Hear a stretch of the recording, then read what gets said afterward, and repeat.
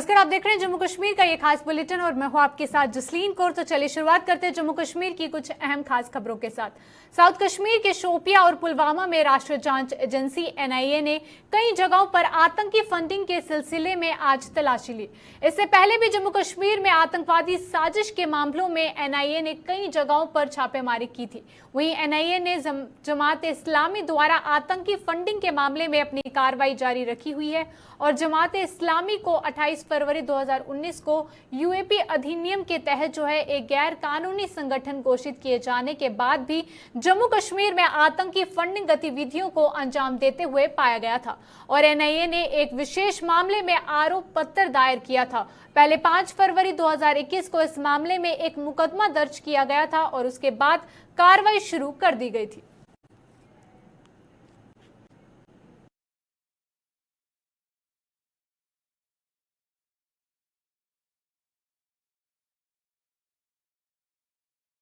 सांबा में कुछ दुकानदारों द्वारा ग्राहकों से मनमर्जी के दाम वसूले जाने की लगातार मिल रही शिकायतों पर प्रशासन हरकत में आ गया है।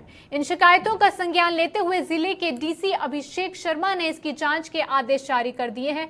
उन्होंने जिले के एडीसी राकेश दुबे की अगुवाई में एक जांच कमेटी का गठन किया है, जिससे कि एसएचओ व ईटीओ को भी शामिल किया गया। दरअसल सांबा में शराब की दुकानों पर लोगों ने ज्यादा दाम वसूलने की शिकायतें लगातार सामने आ रही थी। वहीं लोगों ने आरोप लगाया था कि शराब के ठेकों पर सरेआम नियमों की धज्जियां उड़ाई जा रही हैं और इन दुकानों पर काम करने वाले कारिंदे ज्यादा दाम वसूल कर खूब कमाई कर रहे हैं। और तो और इन दुकानों पर यूपीआई पेमेंट भी मंजूर नहीं की जा रही है। वहीं डीसी के आदेश पर एडीसी ने बाजार का दौरा किया और शराब की दुकानों के कारिंदों को चेतावनी दी कि यदि उन्होंने अब कानून को ताक पर रखा तो वह उनकी दुकानों को सील करने पर मजबूर हो जाएंगे।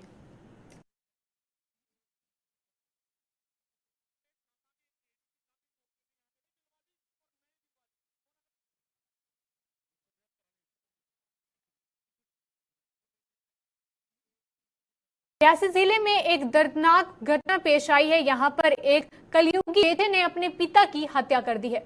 पूरा मामला रियासी जिले की तहसील विभाग के कोटक क्षेत्र का है। यहाँ पर एक बेटे पर आरोप लग रहे हैं कि शराब के नशे में उसने अपने पिता की कुल्हाड़ी से वार कर हत्या कर दी है और घटना को अंजाम देने के बाद मौके से फरार हो गया है। वहीं घटना की सूचना मिलते ही पुलिस मौके पर पहुंची और शव का पोस्टमार्टम कराकर शव को परिजनों के हवाले किया गया है। वहीं मृतक की पहचान बंता सिंह के रूप में की गई है। घर वालों के मुताबिक किसी बात को लेकर बंता सिंह और उसके बेटे करनैल सिंह में विवाद हो गया और वहीं विवाद इतना बढ़ गया कि नशे की हालत में करनैल सिंह ने कुल्हाड़ी से वार कर पिता की हत्या कर दी। हालांकि करनैल सिंह के बेटे ने इस दौरान बीच बचाव किया, लेकिन करनैल सिंह ने उस पर भी हमला कर दिया।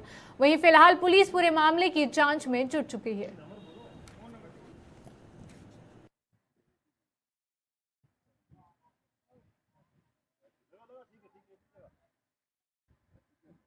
मैंने बोला ऐसे कैसे खा ली उन्होंने दवाई, क्या उनको दुख था, क्या हुआ ऐसा अचानक कैसे मर गए वो, दवाई क्यों खानी थी उन्होंने, आज तक नहीं खाई, आज तक नहीं उसने उनको किसी ने मारा। तो बोल रहा था ऐसे ऐसे हो गया, तो मैंने फ़ोन ही काट दिया। फिर घर में फ़ोन किया तो ऐसे नॉर्मल से बात होती रही।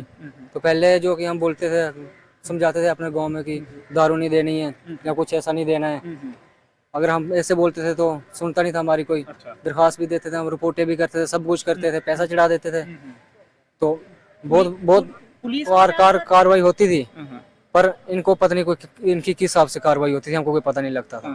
फिर से शुरू हो जाते थे दारू फिर से घर में आता था। जो 200 रुपए की बोतलें तो वो 400 की देते थे वो, तभी मेरे उसको डैडी को दे देते थे वो 400 की। तो क्राइम भी वहाँ पे देसी शराब की वजह से होता है सर सब, और अपने ही बंदे हमारे गाँव के, बाहर से कोई नहीं है। जो बंदे जिनको हमने मना किया है तो वो मना करने के बावजूद भी बार बार देते। ट्रैफिक कानून का उल्लंघन करने वालों के खिलाफ ट्रैफिक पुलिस ने आज जानीपुर इलाके में एक अभियान चलाया। इस दौरान ट्रैफिक पुलिस ने नियमों का उल्लंघन करने वालों के खिलाफ कार्रवाई करते हुए उनके चालान भी काटे हैं। वहीं पुलिस की इस कार्रवाई को लेकर अखिल भारतीय गोरक्षा रिसर्च कमेटी ने सवाल उठाए हैं। कमेटी के जिला अध्यक्ष विक्रम महाजन ने ट्रैफिक पुलिस पर निशाना साधते हुए कहा कि ट्रैफिक पुलिस केवल 2 पहिया वाहनों के खिलाफ कार्रवाई कर रही है, जबकि ट्रैफिक नियमों की धज्जियां उड़ाने वाली मिनी बस चालकों के खिलाफ ट्रैफिक पुलिस कोई कार्रवाई नहीं करती है। वहीं विक्रम महाजन ने आरोप लगाया कि मिनी बस चालकों के कारण ही जम्मू शहर में ट्रैफिक व्यवस्था में सबसे ज्यादा बाधा पड़ती है, लेकिन ट्रैफिक पुलिस उनके खिलाफ कोई कार्रवाई नहीं करती। सर बात ऐसी है कि जैसे जानीपुर में रहता हूँ, रूपनगर में, मुझे सुबह बच्चा छोड़ने के लिए आना पड़ता है। अब बच्चा छोड़ने में ऐसा है कि सुबह ट्रैफिक रहता नहीं, खासकर मैक्सिमम रोड खाली रहती है। लेकिन मेटाडोरों का ऐसा हिसाब है, मुझे तो समझ नहीं आती, ट्रैफिक वाले बच्चों का चालान काट रहे हैं, सिर्फ बच्चों का चालान काटेंगे, पब्लिक को तंग करेंगे, जहाँ उनका भी करेंगे जो ट्रैफिक करेंगे। एक मेट्रो ब्रेक मारती है, उसके पीछे सारा ट्रैफिक रुक जाता है। और भाई साहब, अगर तुमने ब्रेक मारनी है, पहले बस स्टॉप बनाओ। हाई कोर्ट किसके लिए है, सुप्रीम कोर्ट किसके लिए? इतने IAS ऑफिसर बैठे हैं, इतने हमारे इंटेलिजेंट LG बैठे हुए हैं, बाहर से आए हुए हैं, इन्होंने सारा ट्रैफिक मैनेजमेंट देखा, सब कुछ देखा हुआ है। उसके बावजूद इनसे ट्रैफिक कंट्रोल नहीं हो रहा। एक मेट्रो क्रॉस करो, फिर आगे जाओ, फिर दूसरी मेट्रो ब्रेक मारेगी, फिर पीछे सारा ट्रैफिक जाम, फिर तीसरी मेट्रो क्रॉस करो, फिर एक मारेगी, और एक नहीं लगता।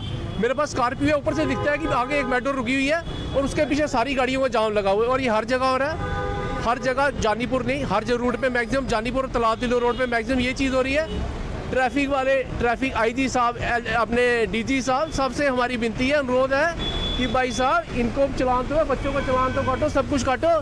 जो मेटाडोर वाले ये बिल्कुल अनमैनेज तरीके से चल रहे हैं। सरकारी राशन की मात्रा में बढ़ोतरी की मांग को लेकर शिवसेना हिंदुस्तान की अन्य इकाई ने प्रदर्शन किया है। प्रदर्शन की अगुवाई कर रहे शिवसेना हिंदुस्तान के युवा इकाई के प्रदेश अध्यक्ष गणेश चौधरी ने सरकार पर निशाना साधते हुए कहा कि मौजूदा समय में सरकार गरीब जनता को दे रही है, वो अपने साथ मजाक कर रहे हैं। उन्होंने सरकार से राशन में बढ़ोतरी कर गरीब जनता को राहत देने की मांग की है।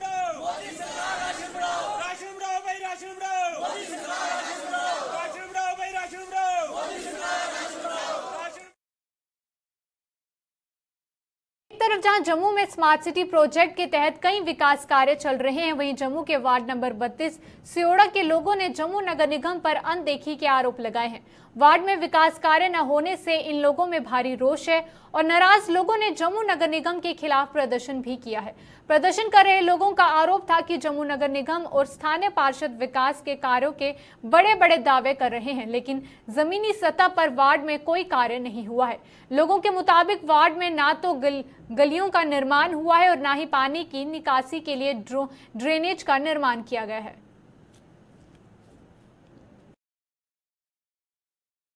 परेशानी बुजुर्ग बच्चे ही हमें बहुत परेशानी है, क्योंकि हमारे गांव में ना नालियां हैं, ना सड़कें हैं, कोई भी सुविधा नहीं है। कुलूपिया साहब आए थे, बोला हम आपकी नालियां जो है सभी बना देंगे, और उसने 1 रुपया भी इधर नहीं लाया। ठीक है, और वादा कर जाते हैं, कसमें खा जाते हैं, लाते कुछ नहीं है। ठीक है सर, हमें बहुत प्रॉब्लम है इधर, नालियों की, सड़कों की, बहुत पानी आ जाता है बरसात में, हमारे बच्चों का, बुजुर्गों का आना बहुत मुश्किल हो जाता है। उन्होंने वादे किए थे कि आपकी हमारी नालियाँ बनवाएंगे, सड़कें बनवाएंगे, और अभी तक कोई हमारा फैसला नहीं हुआ। खियाड़ियाँ गांव है, तलोवर गांव है, यहाँ पे डस्टबिन इन्होंने दिए हुए हैं। हमारे गांव में ना कोई डस्टबिन है, ना कोई म्यूनसिपैलिटी का सफाई कर्मचारी आता है। आज से 6 महीने पहले आते हैं, उसके बाद कोई नहीं आया। अब आप सर, आप देख लीजिए हमारे गांव की हालात, रोड देख लीजिए आपने। कुलूपिया जी कहते हैं कि हमारे सिहोड़े में काम करवाया, आप देखिए क्या काम करवाया, कुछ नहीं करवाया हमारे गांव में। ये गांव स्मार्ट सिटी में है, लेकिन इसको सुविधा नहीं मिलती है, कुछ भी प्रोवाइड नहीं हुआ हमें। अगर स्ट्रीट लाइटों की बात की जाए, कुछ और सुविधाओं की बात की जाए, सर स्ट्रीट लाइट एक बार लगवाई थी, उसके बाद लाइटें सारी खराब हो गई हैं, एक भी लाइट नहीं चलती गाँव की। कुलूपिया सर कहते हैं कि हमारे आपके गाँव में हमने ये काम करवाया है, ये काम करवाया है, कुछ नहीं करवाया हमारे गाँव में।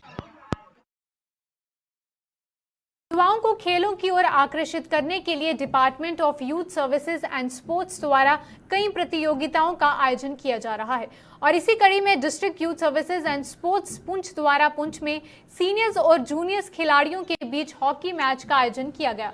इस अवसर पर मौजूद district youth services and sports officer Poonch Mohammad Qasim ने कहा कि इस प्रतियोगिता के आयोजन का उद्देश्य युवाओं को नशे से सहित अन्य बुरी आदतों से दूर रखना और उनके खेलों की ओर आकर्षित करना है।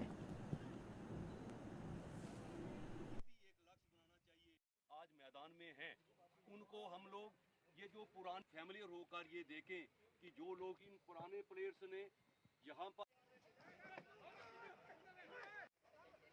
और इसका मकसद ये है कि हमारे बुज़ुर्गों को देखकर, सीनियर वेटरान्स की गेम्स को देखकर जो हमारे छोटे नन्हे मुन्ने बच्चे हैं वो उससे इंस्पायर हों और आगे जो है गेम में इन्वॉल्व हों। तो एक स्पोर्ट्स का कल्चर जो है इसको बढ़ाने का मकसद है गवर्नमेंट का, और उसी के तहत हमने यहाँ डिस्ट्रिक्ट पुंछ में जो है तमाम जोन में मुख्तलिफ एक्टिविटी करवाई हैं। तो आज ये पुंछ जोन में ये हॉकी एस्ट्रो टर्फ है, हॉकी का जो सीनियर वेटरान का मैच करवाया गया। ये गवर्नमेंट का एक इनिशिएटिव था कि सीनियर्स को जूनियर्स के साथ खिलाया जाए या उनके सामने ये मैच करवाया जाए। तो इसका सबसे बड़ा मकसद यही है कि हमारे जो आने वाली जनरेशन है वो हमारे जो वेटरन प्लेयर्स हैं उनसे सीखें, उनकी ही राह पे चले। और जो आजकल आप देख रहे हैं सोसाइटी में कितना ड्रग्स अब्यूज़ या और एंटी सोशल एक्टिविटीज़ जिसमें हमारे यंगस्टर्स इंडल्ज हो रहे हैं, तो इन पुराने लोगों से वो प्रेरणा लें, उस तरफ ना जाके अपना जो जीवन है वो स्पोर्ट्स में, पढ़ाई में, उसमें अपना फ्यूचर बनाएं। इसके लिए एक बार फिर से गवर्नमेंट का शुक्रिया कि उन्होंने ये इनिशिएटिव लिया। Surankote premier league cricket tournament में 2 मैच खेले गए। वहीं पहला मैच स्टार क्लब सुरनकोट और एमसीसी सुरनकोट के बीच खेला गया, जिसमें कि स्टार क्लब सुरनकोट ने शानदार खेल का प्रदर्शन करते हुए एमसीसी सुरनकोट को 8 रन से हराया है। वहीं दूसरा मैच जो है हिलव्यू क्लब राजौरी और पुंछ रॉयल्स की टीमों के बीच खेला गया, जिसमें कि हिलव्यू क्लब राजौरी की टीम ने पुंछ रॉयल्स को 8 विकेट से मात दी है। इस अवसर पर शहीद DSP Manjeet Singh memorial volleyball club Poonch के अध्यक्ष मोहम्मद तारिक मुख्य अतिथि के रूप में मौजूद थे। करने में सक्षम रहे हैं। तो इसी बीच एक बार फिर इफ्तिखार भट्टी हमसे दूर जाते हुए गेंद अच्छी गेंद और अंजम मीर ने उसे खेल दिया कवर की दिशा। कामयाब रहे, एक बार फिर से स्कोर 114 के स्कोर पर 1 विकेट। सबसे पहले तो मैं जो ऑर्गेनाइजिंग कमेटी है जिन्होंने ये इनिशिएटिव लिया है कि ये क्रिकेट का यहाँ पे टूर्नामेंट जो इन्होंने ऑर्गेनाइज किया है, इसके लिए उसको मुबारकबाद देता हूँ।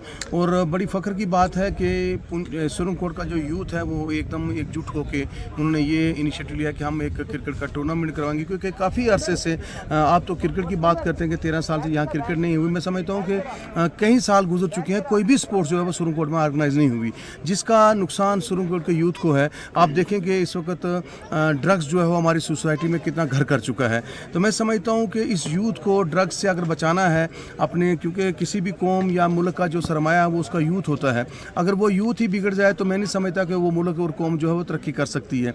तो मैं इस ऑर्गेनाइजिंग कमेटी को मुबारकबाद देता हूँ।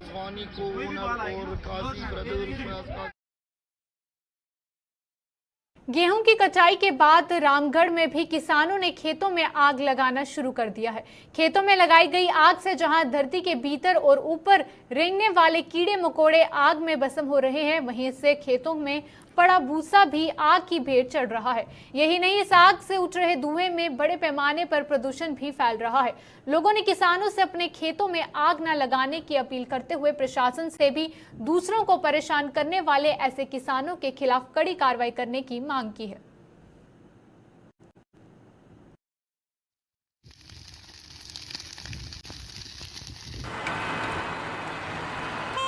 मैं अपील करता हूं सब जिम्मेदारों से कि जो कटाई हुई है उसको आग लगाने की कोशिश ना की जाए, क्योंकि इस आग लगाने से कई जीव जंतु इसमें जल जाते हैं और पोल्यूशन भी इसके साथ बहुत फैलता है। इस कारण, क्योंकि इसको देखते हुए मैं सभी से ये अपील करता हूं और विनती करता हूं कि कोई भी आग लगाने की कोशिश ना करे। और मैं जो आग लगा रहे हैं उनसे भी अपील करता हूं और गवर्नमेंट से भी अपील करता हूं कि इस पर पूरा अंकुश लगाया जाए। किसान भाइयों से अपील करूंगा इस बारे में, क्योंकि ज़्यादातर जो कनक है, गेहूं की फसल है, वो घर आ चुकी है सबके, और जो कटाई मशीनों से की गई है तो मशीनों से जो उसका पीछे का जो हिस्सा है फसल का वो रह गया, और बहुत से किसान जो है अभी उसको आग लगा रहे हैं।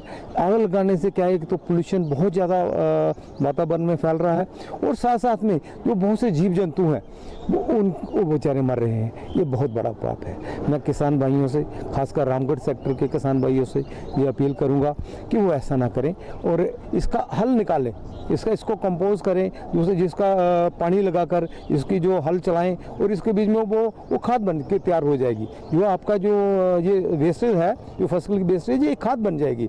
आप जब आग लगाते हैं, एक तो ज़मीन का जो उसकी जो शक्ति है ज़मीन की जो पैदा करने की, वो कम हो जाती है और इससे आपकी डबल नुकसान हो रहा है। एक तो जीव जंतु मर रहे हैं, दूसरा पोल्यूशन का नुकसान हो रहा है, तीसरा आप जो काम कर रहे हैं, जो आपकी ज़मीन की जो गुणवत्ता है वो ख़त्म हो रही है। इसलिए मेरी विनती है खासकर किसानों से कि वो ये काम ना करें और प्रशासन को भी इस ओर मैं ध्यान लाना चाहूँगा, खासकर डीसी सांबा की तरफ, कि वो भी लोगों को अगवा करें।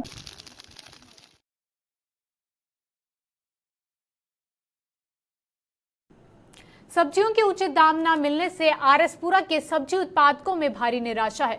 सब्जी उत्पादकों के मुताबिक वो महंगे बीज और दवाइयों का उपयोग करने के साथ साथ दिन रात कड़ी मेहनत करते हैं, लेकिन मंडी में उनकी मेहनत का फल उन्हें नहीं मिल पा रहा है।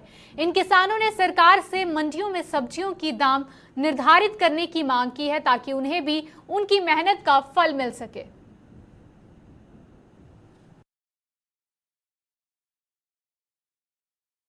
ਵਿੱਚ ਇਹ ਆ ਵੀ ਜ਼ਿਆਦਾ ਪ੍ਰੋਫਿਟ ਤੇ ਨਹੀਂ ਮਿਲਦਾ ਸਾਨੂੰ ਜਿੰਨਾ ਮਤਲਬ ਚਾਹੀਦਾ ਸਾਨੂੰ, ਕਿਉਂਕਿ ਖਰਚੇ ਪੂਰੇ ਤੇ ਹੁੰਦੇ ਨਹੀਂ। ਲੇਕਿਨ ਫਿਰ ਵੀ ਗਵਰਨਮੈਂਟ ਨੇ ਦੇਖਣਾ ਚਾਹੀਦਾ ਕਿ ਰੇਟਸ ਵਗੈਰਾ ਨੇ ਜਿਹੜੇ ਉਹਦੇ ਪਰ ਮਤਲਬ ਤੈਅ ਕਰਨੇ ਚਾਹੀਦੇ ਨੇ, ਕੋਈ ਕਿੰਨੇ ਰੇਟ ਤੱਕ ਕੋਈ ਵੇਚ ਸਕਦਾ।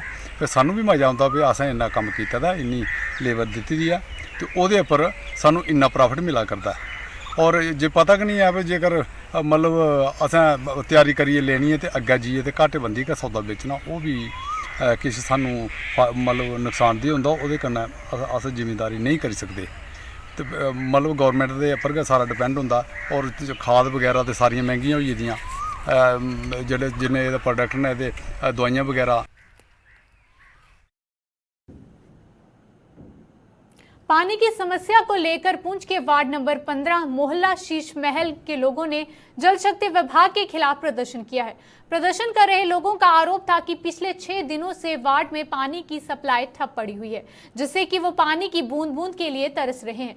लोगों का आरोप था कि वो अपनी इस परेशानी को लेकर पिछले 6 दिनों में कई बार जल शक्ति विभाग के अधिकारियों से गुहार लगा चुके हैं, लेकिन किसी ने भी उनकी इस परेशानी का समाधान नहीं किया है। उन्होंने चेतावनी दी कि अगर पानी की सप्लाई जल्द बहाल ना हुई तो वो डीसी ऑफिस का घेराव करने पर मजबूर हो जाएंगे।